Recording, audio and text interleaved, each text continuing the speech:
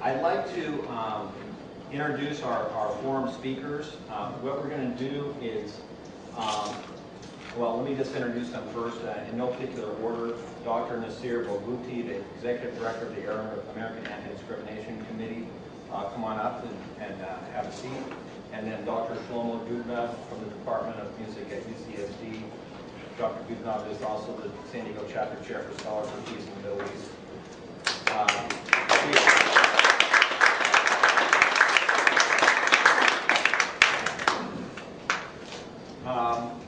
Perhaps we can solve this whole thing today. We'll forward that to Barack Obama and let him know what to do. So, what I'd like to do is... Wait. Before you even get started with all this, you said that you viewed the film ahead of time, and then I read the literature, I read the green paper and some other stuff. Where did you get the idea that it was two sides of this story? I didn't say that. I said that that this film, I think, was accurate in what it portrayed. In other words, that the media was not portraying both sides accurately, and that this is the case in this country as well. As again, I will say, and I'm not going to entertain questions yet, so please can you hold your questions, and we can talk about that, the administrative aspect of how we chose the film. We don't think that there's no such thing as a balanced film that takes both sides exactly. Everyone can admit that. You cannot make both such sides thing. exactly. It was basically one side. It wasn't both sides exactly. It was just one side. There's a definition of unbalanced media as well, which we have in this country. And if we have something that's a little bit unbalanced to the other side, we'll take that all into stride, because we are all very smart and we don't actually take and believe everything that we see. So just because we show a film here doesn't mean we believe it. Do you believe it? Just because we Do you believe what you show? do I believe that the media has been inaccurate in Yeah, what can they you show? move on? I don't think that's kind of question that you should be answering. Okay, thank I'd like you. to hear from the panelists. Exactly. That was my intention. Because all Okay, these now- other people. Now, please, you're right, and I've got this thing so I can beat it. We'd like to have the panelists speak and answer questions. If you're not here to answer questions and you have a point of view that you want to pursue and that you want to say we're right about this and so forth, I would invite you to leave right now, because that's not what we're here for. We're not here for a point of view to say one thing is right or what we said was wrong, that this club is wrong, I chose the wrong media. All those sort of things are off the table. Not going to take that. We're talking about the conflict between this Middle East conflict. That's what we want to look at. Okay, let's get started. Who wants to go first? This one right here, Dr. Dubnov. Do a little bit better job of introducing yourself, too. Oh, well, first, thank you. I lost your... Would you stand? Yes, and speak up, too. Well, first, thank you for inviting me, and I just said that I'm closest to December, so I'll be with you. And really, well, thanks for the opportunity to come and speak in front of you. I'm not representing any, well, I'm faculty in UCSD with the arts, music, Israeli. Could you speak up a little bit? Yeah, okay, sorry. So I'm saying I'm faculty in UCSD in the arts. I'm Israeli, my nationality. I can tell you more of my life story as, you know, if the conversation goes there. I'm not representing any organization besides the fact that I volunteered to chair or organize a chapter of what is called Scholars for Peace in the Middle East, which is an academic grassroots organization of scholars who try basically to present the other side as well. So sometimes what is one side, what is the other side, and really maybe this is what we'll discuss today. Now, I'm also not going to discuss whether the US media does its job in a way which is correct, just, fair, balanced. I mean, they said in the film, whoever thinks the US media is not good, can watch the European media, right? I mean, it's a free world, internet is all over, so I'm totally agnostic about this question. I mean, I don't know if it's true or false, and if the people in the embassy who talk to the journalists to do the right job, or they're inciting, or they're telling lies or not. I mean, really, this is not the point here. At least this is not what I can help you with educate here. I also don't come as a history expert, as a political expert, so, and I would say, I wrote some points while I was watching the film, and really, I mean, it is a horrible situation that is going on there. For Palestinians and for Israelis, and it's all my sympathy with any innocent person who gets to suffer. Of course, if people die in this conflict, and I know people who, on both sides, who suffer from this. All these images of, you know, the bus bombing in Jerusalem, the pizzeria bombing in Jerusalem, the supermarket bombing in Jerusalem, they were right next to our house, and we lived there when it was the second Intifada. We still were in Israel. So it's there, you know, the bus stop just next to our house, the supermarket was right up the hill, and you know, the question whether terror is equal to popular resistance, this is something that I think is really not true. I mean, it's not an appraisal. It's not like, you know, people taking some rage and a stone and trying to say, I'm going to fight for some injustice. This is organized terror. And in that sense, this film, I think one first comment would be, it's totally outdated. You know, since then, so many things happened. Israel pulled out of Gaza totally. You can argue if Barack offered Palestinians a homeland which is totally acceptable, or maybe it was segregated in some way. It was a two-Palestinian state solution. It was fair. It could have been negotiated, maybe more or less. But it is a two-state solution which goes according to the principle of land for peace. And then there's the question why it's called occupation. And you know, this is the basic premise of the film, saying, well, occupation, occupation, occupation. And since if you assume that, and if somebody repeats to you 10 times and you think this is true, then you can follow that narrative, right? Saying, well, it's occupation, and everything else is sorry, I'm going to take this little emotional, but I think this is what this is meant to be. So some facts, I mean, there are facts which are not true in the film, but again, I mean, this is, oh, sorry. So there are some facts which are not true in the film. There's some numbers of casualties, other numbers, you know, I pulled up some data. Whoever wants to look at this after the talk, see how many people were killed. I mean, 500 is only by suicide bombers, where it was doubled in that in other terror attacks. Of course, Israel is held responsible for another 1,000 Palestinian casualties now in the Gaza Strip. So, I mean, the numbers grow up. Okay? But the fact is, there were a lot of victims from Palestinian terror and not from the struggle for freedom. And the occupied territories question is really based on the premise that there was a Palestinian state, or there was a country, and Israel occupied it. Well, I'm sorry, it was British mandate, it was a Holocaust. There were millions of refugees all over the world. There are 750,000 Jewish refugees only from Arab countries that found their way to Israel. So, with all due respect, this is part of the huge problem that was never solved by the Arab world. It was solved by everybody else. People tried to move forward, you know, into whole non-part narrative saying Israel destroyed the Palestinian thing that wasn't existing in 48. It's not a positive thing to do. You know, you want to solve it? Let's solve it. You want to cry and say, you know, Israelis did wrong? Well, you have a solution. You have a solution. 2 states, land for peace, and by any international norm, it's not called occupation because the British mandate left. All Arab countries around attacked Israel. Israel got whatever it got in 48. It was now war in 67. Okay? Israel, as part of its self-defense, and you can argue if it's self-defense or not, I'm not going to go into that, as part of that war, got control of other territories. Okay? By any law, a country under war conditions can occupy a territory. Israel wants to get out of it. Israel doesn't want Palestinians as part of their country. Okay?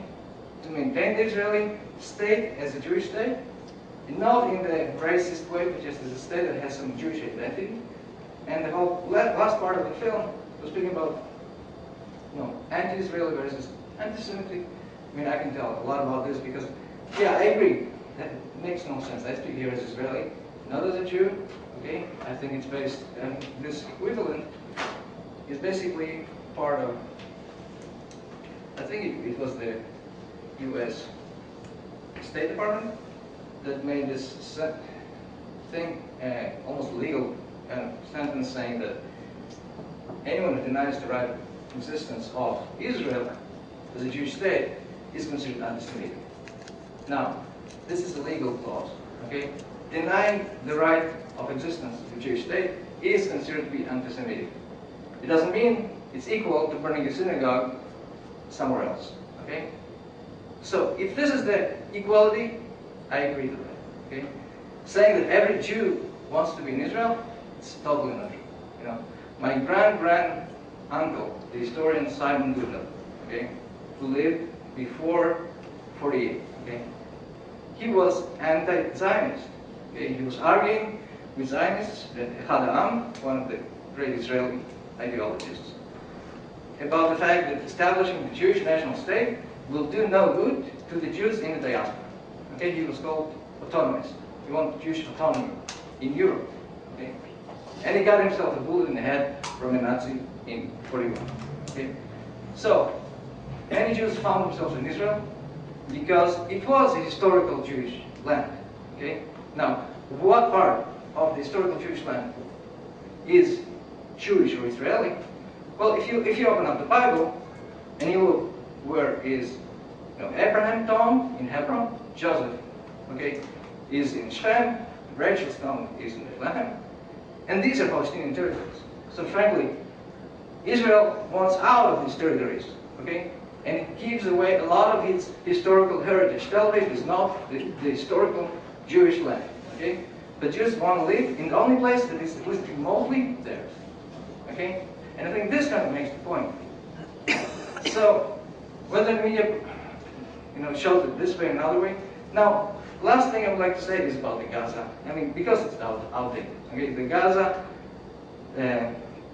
operation or war, really, I mean, Israel bulldozed its own houses.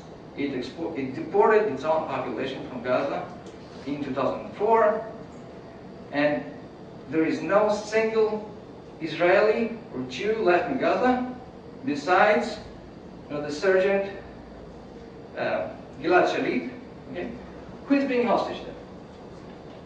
Now what happens? You got thousands of shells and rockets shooting from Gaza into southern Israel.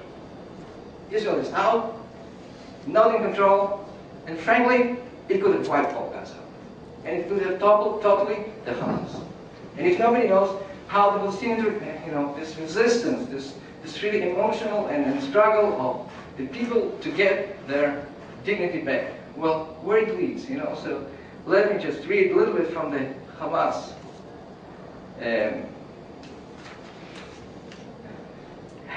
So the Hamas says, okay, it's the, besides the fact, the role of Allah, and we believe in the same Allah, and I'm not practicing Jew, and I don't care how we call it, Jehovah, Allah. If Jesus was his prophet, then Jesus was a Jewish rebellion against the Romans, okay? And Israel lost its temple in the 60 AD because of other rebels who were doing the same thing that Jesus was trying to do, okay? Say that this is oppression and that the Jewish rule was wrong. Okay? So, I mean, I'm not getting theological here, but what I'm saying is that the fact that it says that Israel, okay, will continue to exist until Islam abolishes it, okay?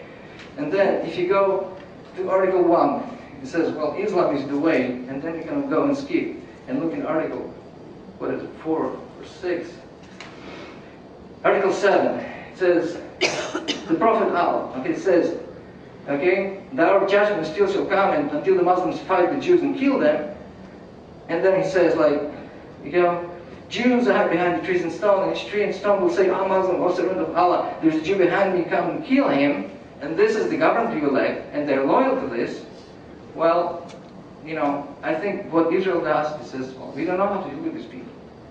Either they knock sense into themselves, we might knock sense into them by being outside. Okay? Now, Israel didn't topple Hamas, because I think, and it was a great military action, with all the sorrow for the casualties, and whatever was the reason, why the warnings for civilians to get out worked or not, okay? But the fact is simple. We don't want to topple governments to stay there, okay? So they have their whatever prime minister stay there, he's Hamas, whatever, Israel is out. It's unilateral, and this is the strategy. About what will happen in the West Bank, well, we'll have to wait and see. We'll have to know, but that's kind of summarizes my thoughts. Thank you. Okay, I don't want to talk, so we'll give equal time to the other party. Actually, I won't need equal time, because I want to open it up to questions, actually. I will just cite a couple of facts that people may not be aware of, because I'm a scientist by studying and so on. So I believe in results. I believe in numbers and data. So ponder the following data. In the last war on Gaza, 60% of all Republicans in the US were 100% pro-Israel. They thought Israel was justified in whatever it's doing. Only 30% of registered Democrats were pro-Israel. So the majority of Democrats in this country were actually against the Israeli war on Gaza. Yet, you would never have noticed that from both the leadership of the Republican Party and the Democratic Party equally pro-Israel in this war, to the extent of having the US Congress have a resolution where only 5 members opposed the resolution. That is worse than the Israeli Knesset. More people in the Israeli parliament, the Knesset, opposed the war on Gaza than in the US Congress, in spite of the fact that the majority of Democrats were against this war. So that's just a fact that makes you wonder why. Another fact, in Europe, if you don't believe that media makes an impact on people's thinking and how they act, just compare the attitudes of Americans to that of Europeans. We're pretty equal in terms of quality of life and standard of living and values and cultures and so on. I mean, it's a whole Western civilization, right? However, in the US, the majority of people are quite pro-Israel. They're unconditionally so. In Europe, 59% of Europeans think that Israel is the biggest threat to peace in the world, more than any other country, even the US under Bush. Okay? So in the European mindset, and they're influenced by different media, they have a very different opinion of the same country than we do in the United States. So this is not to say who's right, who's wrong, just to tell you that media does affect people's thinking. If you don't believe that, think throughout the last 50 years, every war that the United States launched had 80% support among the American public in the beginning. No matter how unjustified, illegal, doesn't matter. If the US administration wants to go occupy Canada tomorrow, I can guarantee you, within a year, they will make the case in the US media, they will manufacture consent that Canada is a threat to our security and go occupy. That happened many, many times. That changes over time. So 80% of the people in the US supported the war in Iraq. Not anymore, right? More 70% now oppose that war. And so things change, but that is due directly to the media. A couple of really astonishing facts that most Americans may not be aware of. Israeli Jews, so that's the majority of the citizens of Israel who are Jewish, about 78% of the citizens of Israel are Jews. The rest are Palestinian Christians, Druze, or Muslims. Israeli Jews live at a standard of living higher than that of Spain. Okay, Spain is one of the richest countries in the world. So Israeli Jews live at a standard of living that's equivalent to the richest countries of Western Europe. If you go to Tel Aviv, or you go to Ramat Gan or Nahariya or any city in Israel, it's a pretty European standard of living. Cars and theaters and cafes and everything. Palestinians now live at a standard of living in the West Bank and the Gaza Strip below that of Bangladesh, one of the poorest countries in the world. And they are within 10 miles of each other, right? So this is a situation of extreme segregation and inequality just from the daily lives of people. A lady there said, you know, this represented Palestinian point of view. Well, actually it didn't. You know, if you really want to understand Palestinian point of view, put yourself in the shoes of a Palestinian who thinks of all of Palestine as their country. That's what it was. It was their country for centuries. European Jews came in for a multitude of reasons and created a state on their country. From a Palestinian point of view, there's no confusion. You know, the whole country belongs to them, just like Native Americans. This is their country, the U.S. Now, that doesn't mean they're not ready to live with the realities of what happened. You know, Israel is a strong state and people live there now, and so we have to deal with this reality. But a Palestinian point of view was not what's represented in the film. What's represented in the film is a peace point of view, a point of view that tries to see the Palestinians' point of view and bring it in with the Israeli peace camp point of view. So, but I know in the US, anytime you see something that is not right-wing Israeli, you think that's the Palestinian point of view. It's far from it, you know.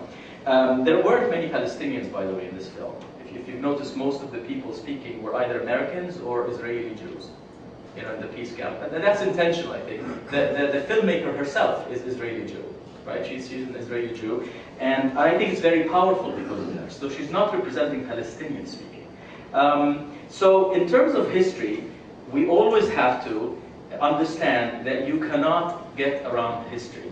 I don't think my friend here would say the same remark about, well, you cannot keep crying about the Holocaust. It happened a long time ago. You don't. You always have to cry about the Holocaust, because it should never happen again. You should always understand what happened and why. And if we really understood what happened in the Holocaust, maybe Rwanda wouldn't have happened, and maybe Kosovo wouldn't have happened, and maybe what happened in Gaza wouldn't have happened. Right? Okay, so the fact is you cannot get around history. What you need to do is understand history and reconcile it. You know, people understand that history happens. There's no way to give back this country to Native Americans, but there's a way to understand what we did to Native Americans. We did wipe them out. That was just a fact. We have to reconcile our history with that. Same thing in Palestine. I mean, the most important things to Palestinians is the recognition of their history. Just like the most important things to Jews is the recognition of their history. If somebody denies the Holocaust to Jews, that is a capital offense in Jewish history. The same is true with Palestinians. Nobody mentions that. Anybody that denies their Holocaust, their Nakba, what happened to them in 1948, their land being taken away from them, and their then being uprooted, to Palestinians, not to Americans, not to Israelis, that is equivalent to denial of their history. And so, again, you have to understand, when you think of another person's point of view, don't think of your point of view. Think of their point of view. You don't have to agree with it. You just have to understand it. Finally, in fact, the term occupation is a legal term. The entire United Nations and international community, including the United States, consider the West Bank and the Gaza Strip occupied territories. Even though Israel withdrew its forces from the Gaza Strip, it surrounds it. It doesn't allow anything in or out. Yesterday I was at a banquet, and Congressman Keith Ellison, who just came back from Gaza and Israel, said, you know, it's an open-air prison.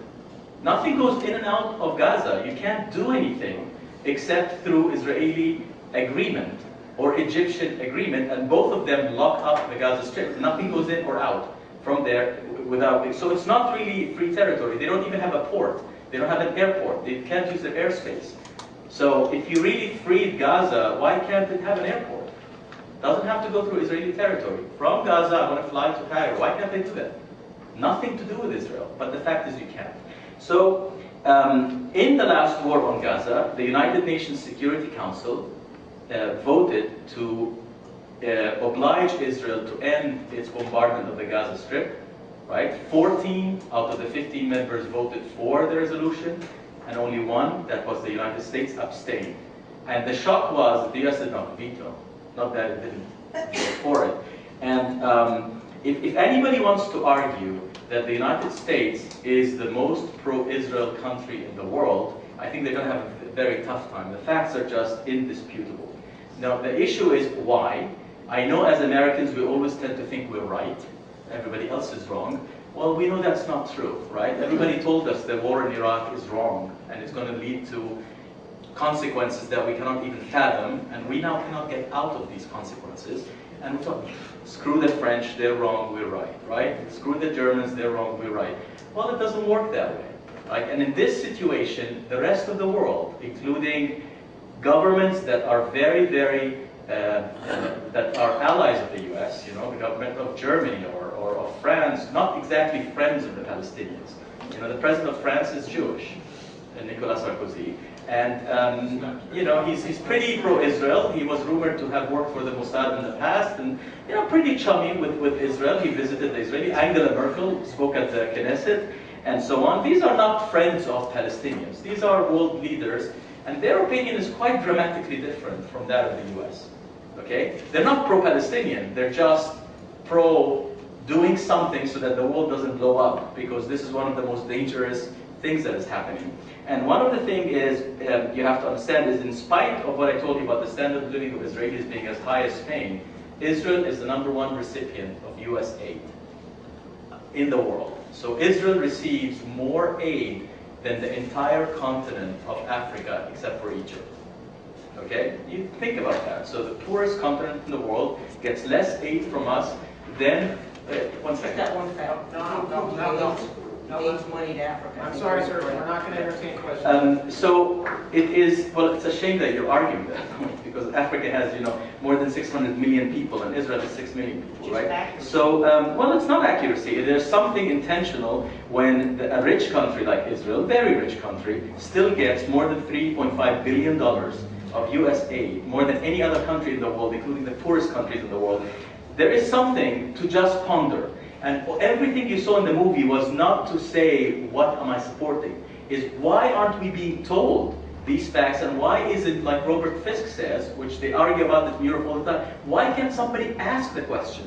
Why can't somebody go ask a congressperson, why do you feel obliged to have a resolution in support of Israel? This is the US. Why are you, I mean, we don't have a resolution in support of Britain. When the UK fought with Argentina in the Falklands, we didn't have a resolution in the Congress to support Britain. That's our strongest ally. So why do we do these things? Why do we alienate a lot of the Arab world and the Muslim world? So you just have to ask why. That is not allowed. It's not that people cannot ask the question. You never hear that in US media. You never see Noam Chomsky, one of the smartest philosophers of the US, right? MIT professor. You never see him. He's marginalized. Well, you may not agree with him, but the most important philosopher in the US deserves to be heard once in a while. He's Jewish too, you know? I mean, so this is, I think, what you have to ask yourself. And more importantly, as Democrats, you should ask yourself, why is my leadership, why does it feel obliged to have such blind support for Israel, even though the rank and file of the Democratic Party don't feel that way? Excuse me, I don't think that it's necessarily Okay. blind support. I object. I'm sorry, I'm going to be moderating this. So you Well, want no, he's laying it out on line, and we can't ask a question. I am moderating here. I understand.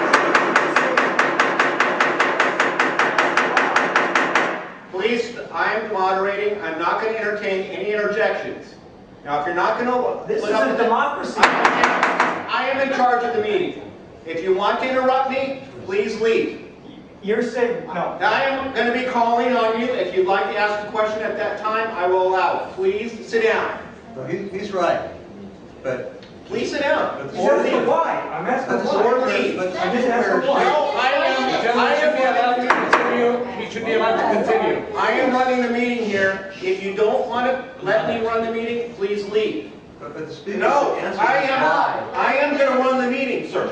But the speaker should Please. answer his own why. Please stop talking. When I call on you, you will be allowed to talk. Until that happens, please be quiet.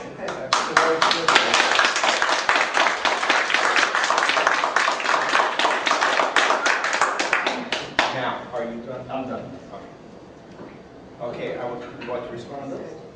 Just a very short response. I don't. I'd like just to make a very short response. Not really to argue at all. I mean, it's just few points that you referred in my talk.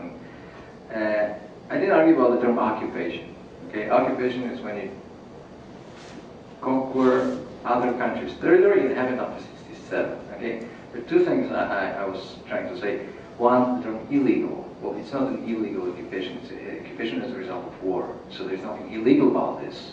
Now you can give back these territories under the terms of peace for land, or land for peace. But I mean, occupation is there. It's a legal term. 48 is not an occupation. Okay, 67 you can argue it was an occupation. It's not illegal to give occupation until you have a peace settlement. So this is one point. Second point about Nakba, I totally acknowledge the historical fact of 48 with the name Nakba. Okay, I don't think there's a denial. There's a big center in Tel Aviv about Nakba, Tel Aviv University. You know, and I know the people who actually help promote and document this thing. It's a very totally respectable and it's an obligation, sure. What I'm saying is, there's a narrative of perpetrating the suffering and the idea that there was totally pan-Arab land there and the Israelis made the Holocaust there. Well, Nakba is not the Holocaust, okay? It's a historical fact and has to think forward rather than backward. Historically, fine. Saying this is a narrative to take over all the lands, I think this is wrong attitude. Thank you. Okay, now, the way we're going to handle questions is you can ask questions. We're not going to have statements or outbursts, okay? I'm going to avoid the people that have outbursts at first. John.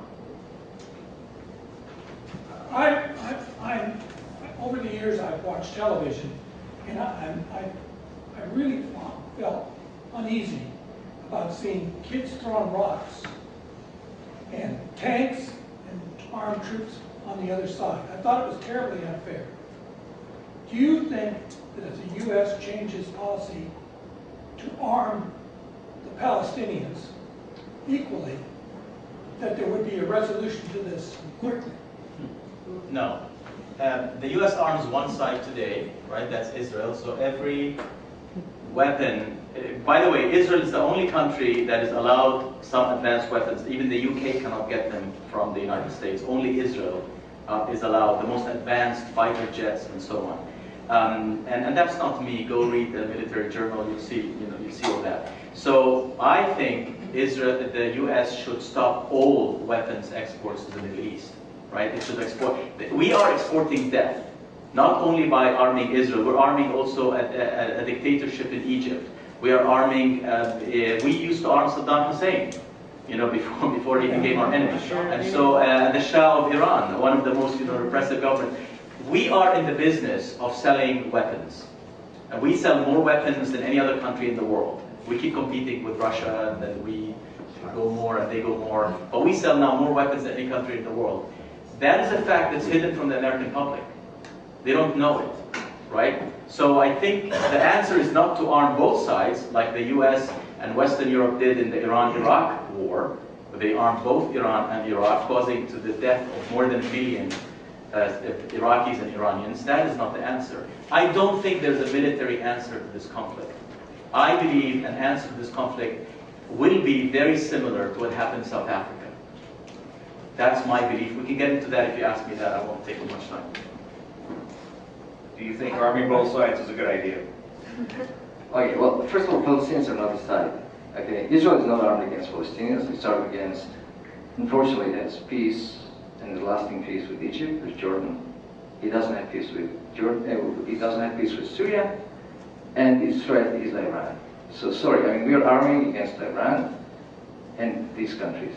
So having super sophisticated jets is unfortunately needed, and super sophisticated anti-missile systems is essential.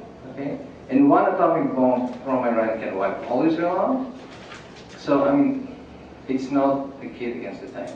The fact that they send tanks, or we send tanks, it's just because this is the way to stop and be there without having to shoot anybody and not being injured. Really, the tanks don't shoot explosive at kids. They shoot rubber bullets. It's true. Okay. So I don't want to start investigating how many false actions by Israeli soldiers were done and who was prosecuted for that and who wasn't. Okay. This is about the armament. That was the question. I remember there was another argument here. Okay, let's go on the next one. Okay, we had yes. Go ahead and stand up. Okay. Say your name too before you ask the question. My name is Richard.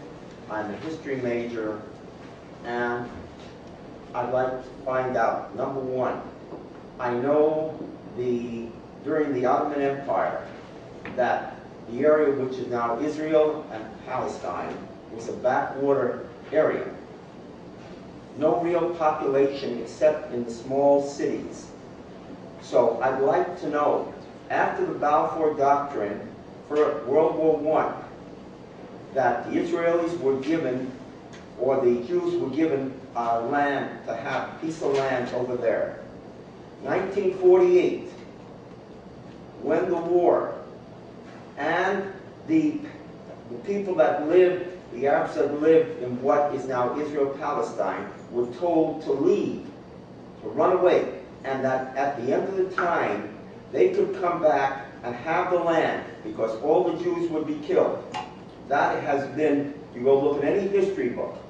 I'd like to know where there was a Palestine of the Arabs, since the population of that backwater area didn't start growing until the place was irrigated.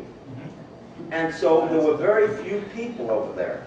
So I'd like to know... I don't know what history books... I got your question. I don't know what history books you're reading, but you're very... they're not doing you a favor. Whoever is telling you about these history books. I recommend... Like from Chomsky and some of the others, whether okay, I would recommend to you a book... war people. Okay, I would recommend to you a book by an Israeli historian called Ilan Pape that talks about... It's called The Ethnic Cleansing of Palestine. And it talks about what happened in 1948, and he's an Israeli historian. I know a lot of Israelis don't like him, because anytime somebody says something contrary to this narrative, let me give you some facts. The Palestine has never been backwater, just for the simple fact of Jerusalem.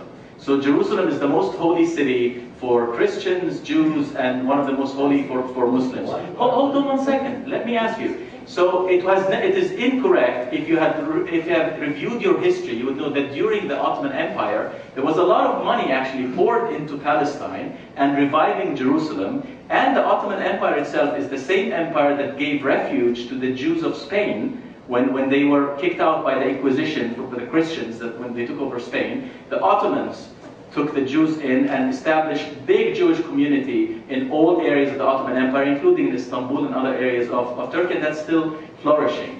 It's an indisputable fact, go to the UN sites, okay, and revise your history, that when the Balfour Declaration was issued, there were 430,000 Palestinians living there and less than 10,000 Jews. Okay, hold on 1 second. By 1948, 850,000 Palestinians were expelled. 850,000 in 1948 Palestinians were expelled. And the remaining, so just in the area that Israel took over in 1948, there were more than 1 million Palestinians by that time, right? That's not including the West Bank and Gaza. That area, by the way, and I know this is so maddening and this is so insulting to Palestinians, when white people who know nothing about the history, who have never been to the land, teach us about our own history, right? Haifa was a music capital of the whole region. There was a conservatory from the 18th century there. Jerusalem was a center of enlightenment for the whole region long before Israel was established. The whole area was irrigated and agricultural. There are millions of olive trees from Roman times in Palestine, and if you ever go there and see the agriculture, it's indisputable. So telling us these nonsensical, racist narratives is so insulting. Read a book that makes sense. This is like telling Native Americans they had nothing, and we, the Europeans, came in and educated you and enlightened you, ignoring all of Indian history and their history of democracy and their history of tribes and their history of warfare and peacefare and everything, okay, and including the Mayan culture and all the other cultures that existed. It is this type of analysis is so silly, and it's dismissed. I mean, nobody says that in Israel now, right? I mean, so nobody dares to say that in Israel because it's so silly. They don't say that. It's much more sophisticated what the Israelis say happened in 1948. Nobody said the land without the people, for people without the land anymore. Okay, I have one thing to, excuse me. Number one, Okay, when you say, yes, I can know. This is something that he said which comes at me, which is very poor. Just because I say something, I am not a racist. And please do not put that over there. That is something that is used by someone who does not have a good backing for what they're saying. So don't call me a racist. Okay, sir, Richard, please. Or a white man. This is the type of thing that I do want to avoid. You're not allowed, as a questioner, to talk back, even though you may be offended by the remarks. Oh, Okay. If you without that's the way it works. okay, fine. If you'd like to leave, please. There's no reason. This is a voluntary room. You don't have to be here, and I'm not offended if you leave at all. Okay. We're going to club members first, He please. didn't really respond if you want to give him the opportunity. No, I'm not letting him respond to that. No, both Oh, of yeah, them. that's right. I'm sorry. You're right. Well, I didn't get a chance to. Thanks. Well, I said this in the opening. I'm not a historian. I'm not going to argue about facts. I mean, there are Palestinian villages that were documented, and the whole Nakba activity does a lot of justice to that. So, sure, I mean, there were people there. The numbers, I'm not an authority to say that. Arguing about the narrative of that story, I mean, citing books. There is a book, Islamic Imperialism, by Frank Karsh, who portrays the whole Islam as an imperialist movement. So, I mean, if you want to go there, you can say, well, these people came there and captured the land because that is the ideology. Do I want to go there? Totally no. Okay? But you can find a lot of things here. Okay, yes. Yeah, my name's Rick. The question that I have for you guys has to, I'm not looking for blame here between Palestinians or Jews, but I'm curious if either of you know about the state of mind of the countries that set up the Israeli state. I've suspected for a long time that one of the reasons that occurred was because Great Britain and the United States did not want Jews coming to their country, immigrating to their country. Do you guys know if that's true or not? Well, I know a lot of Jews did arrive to the U.S. and other countries. A lot of Jews didn't want to go back to places where they were basically exterminated.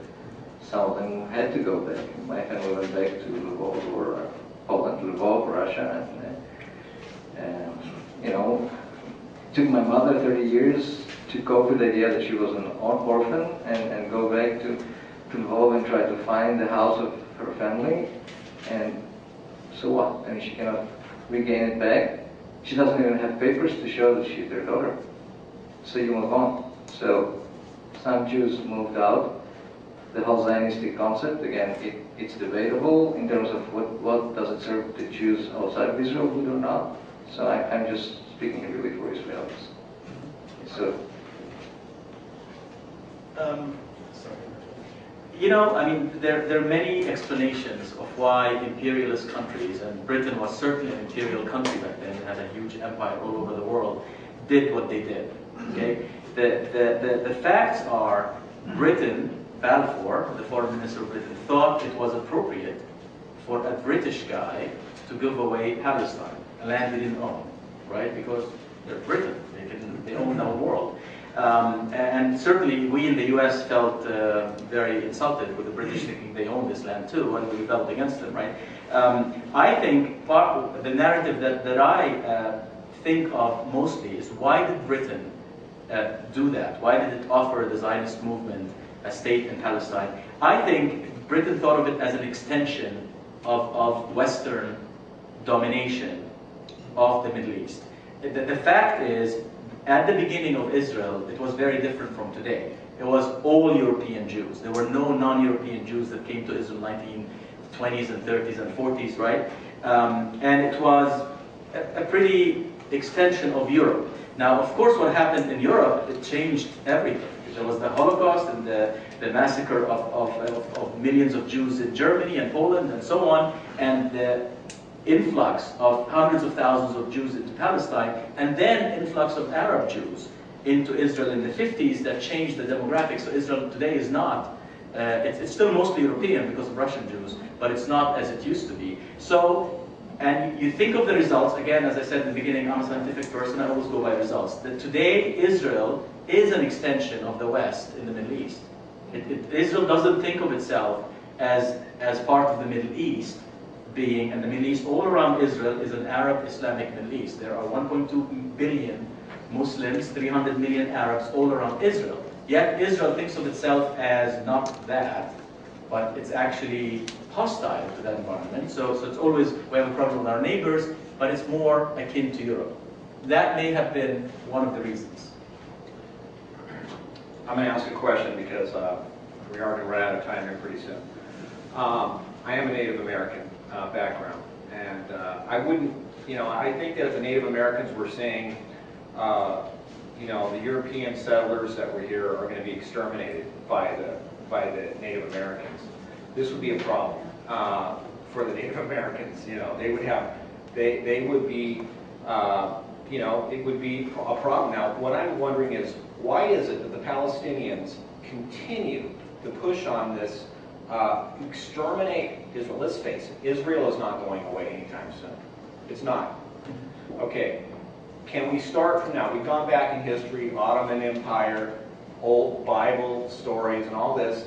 Forget it. Start from today. Today, we've got Israel, we've got the Palestinian area, which has been under siege. No question about it. Everybody agrees with this. Palestinians continue to say, we're going to eliminate Israel. How can you justify that? How can you justify continuing when you can see peace at your door if you discontinue that kind of verbiage? And will a two-state solution as proposed by Jimmy Carter going to work? Well, unfortunately, that's one of the big myths that you just repeated here, that the majority of Palestinians want to exterminate the Jewish state. Every poll that has been conducted among Palestinians, including one 2 weeks ago, that of course never gets published in the US media, but you can find on the internet, shows that more than 80% of Palestinians believe that they will coexist with Jews in Israel, right? And that is a very strong sentiment among Palestinians. Now, in contrast, by the way, more than 20% of Israeli Jews don't believe there should be any Palestinians in the land of Israel. So the people who voted for Avigdor Lieberman, right, the guy who calls for transferring all Palestinians out of their homes so that Israel becomes a pure Jewish state, and it reminds us of the Third Reich, type of rhetoric, he got 15 seats in the Israeli parliament, more than Labour, the creators of the state of Israel, the party. So the fact is, most Palestinians don't want to exterminate the state of Israel. Most Palestinians want to change the state of Israel, if it's going to be a democratic state, from a purely Jewish state to a secular state. If it becomes a state for all of its people, nobody wants to exterminate the Jews in that land. Why do we Americans, why would we support a Jewish state when we oppose every religious state in the world? We oppose the Islamic State of Iran, we oppose the Islamic State of Saudi Arabia. We don't like that idea. We like secular democracies. We like diversity. We like freedom of religion. We like, why should we? And by the way, Hamas was facilitated, right? Its creation was facilitated by Israel in the late 80s. During the first... Okay, let's let the other side have Well, that's it. Thank you, because you provided all my answers. Really, that was an excellent question, really. Because in your answer before and in your answer now, there were, the way you used the language is actually very evident. You just have to point it out. You said Israel is a foreign element in the Pan-Arabic continent. Well, so Pan-Arabic continent is some kind of a claim on territory based, I don't know on what, but if you think about this as imperialism, so there's the Pan-Arabic imperialism fighting something which is not Arabic in that land. And if this is your view, well, it's a problem. You said Israel is a foreign. No, okay, we don't want to be Arabic, so what? Sorry.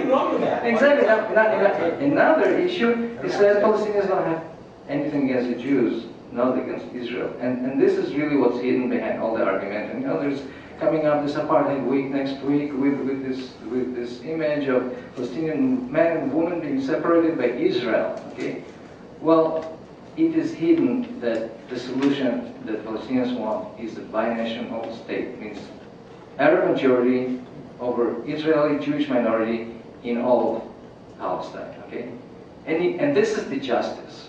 And whenever they shout justice, justice, that's what it means. It means having refugees come back. I don't know why you have to bring back refugees after 60 years when all refugees problems were solved, okay, and why this phenomenon was perpetrated.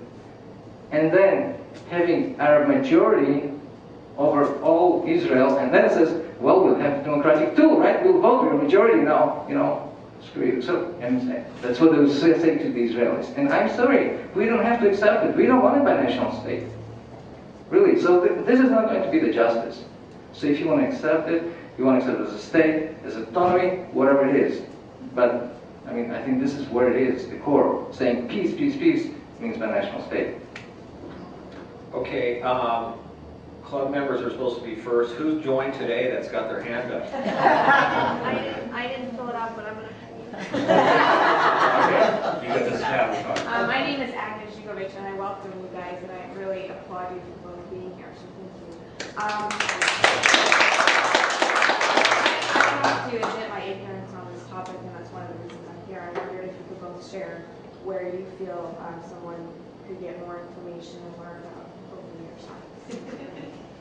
Like, the best.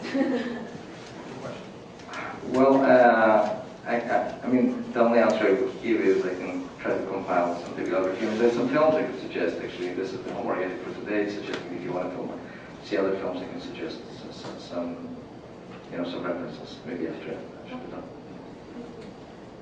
I mean, if you want to read history, right, they're historians. And I recommend that you actually read a variety of historians, including Israeli historians. So there's Benny Morris, there's Ilan Pape, and they disagree.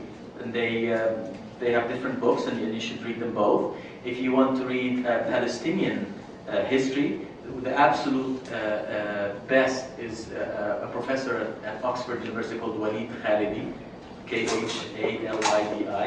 And if you want to actually understand academically the whole issue of the question of Palestine, the best book is by Professor Edward Said, the late Edward Said of Columbia University, The Question of Palestine. If you just say the question of Palestine, it will come up. Okay, what we can do is have the gentleman send us the information, and we can publicize it on our list so we can maybe look into it. And then if there are films that we should see, you know, from the points of view that you'd like to express, maybe we'll, you know, we'll find those out and we'll show them, okay? And maybe get the group back here. Okay, Gloria Martis, please. Member. Gloria Martis. I've read where people now in Gaza are starving. Is that true? And if so, what is being done about that? Do you know anything about that? Yes, the Human Rights Watch actually just released a report about the situation in the Gaza Strip. The United Nations Human Rights Commission has also released a report, and the International Committee of the Red Cross. Many of these, you know, they have different reports. They all agree that what they've seen in Gaza is severe malnutrition among the population, severe trauma among children. So one has to understand that 50% of the population, the 1.5 million people who live in Gaza, are under 18. So there's a very large population of young people, and many of them have been, of course, traumatized when you're bombed every day. And there is actually, if you go to the United Nations Human Rights Commission, you could get the facts. So Israel has allowed flour, sugar, cooking oil, and the tunnels that they keep talking about has actually been effective in smuggling all kinds of vegetables and stuff from Egypt, in addition to other stuff. And I think the population is really in dire straits, but I wouldn't say now it's in starvation. I think that has been avoided by what's happening today. Wrong mix of food.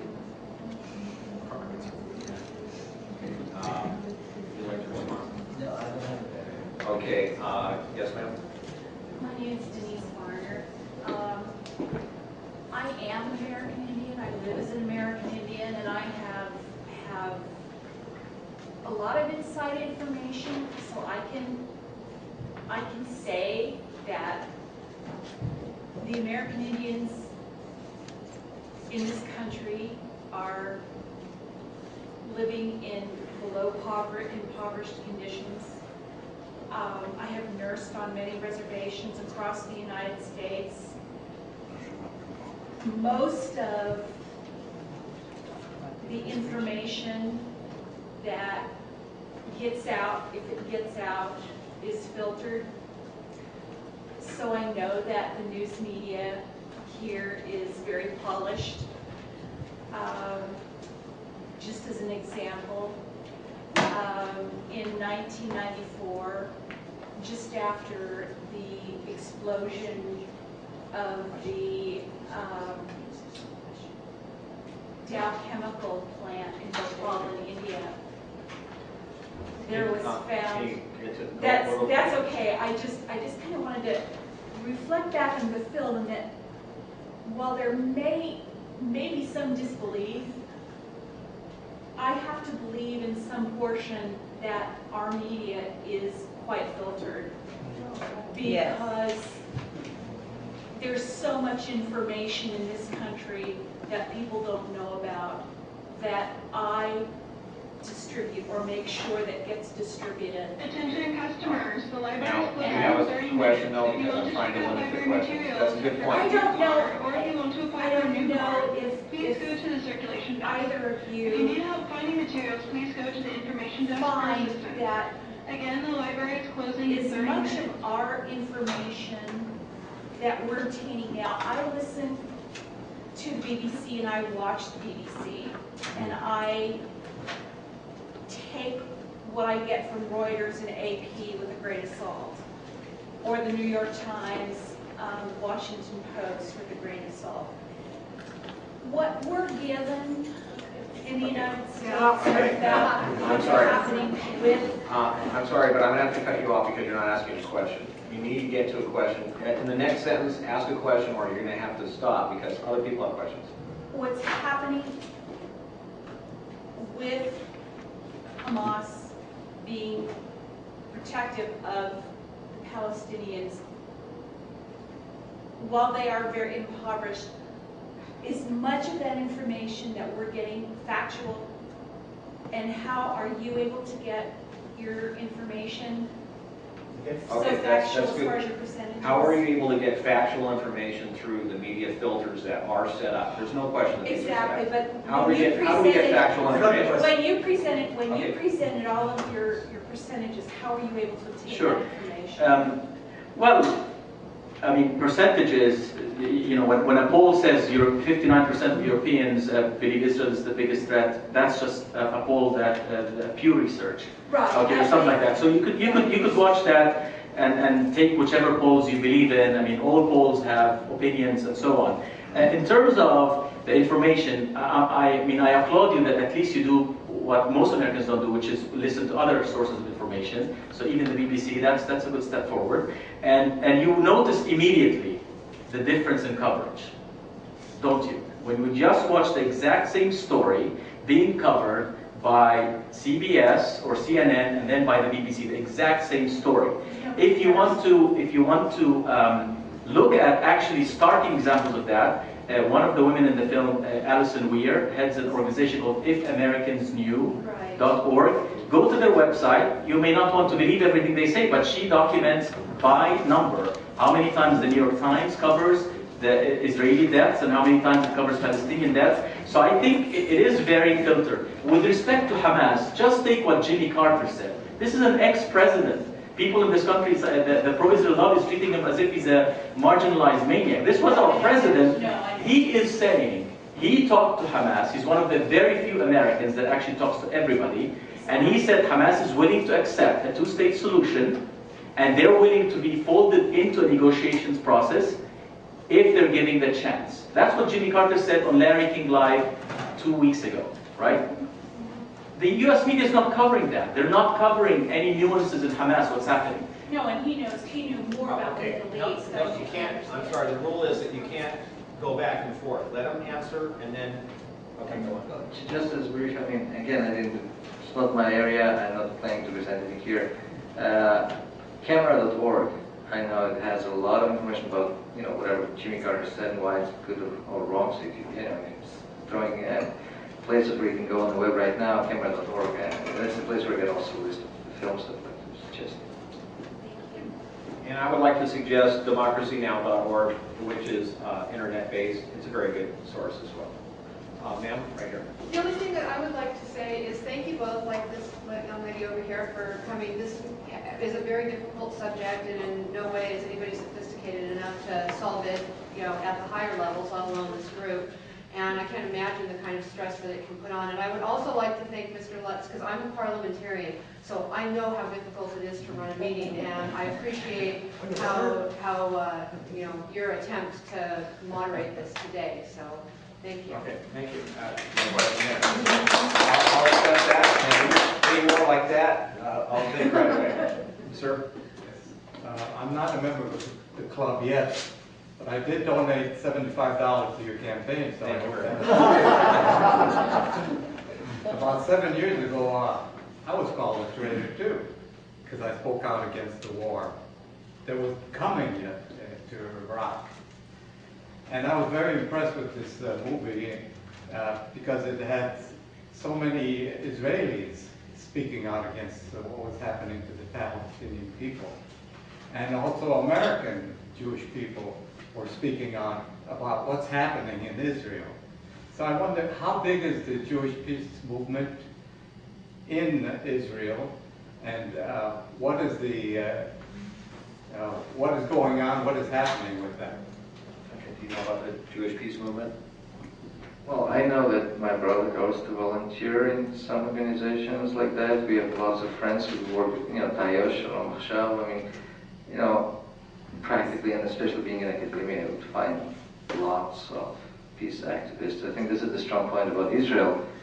And, you know, the film shows Shabra and Satila, which wasn't Israelis massacre, it was the Christian Phalangists who did it, but it was under the Israelis war in Lebanon, and it was for 100,000 Israelis.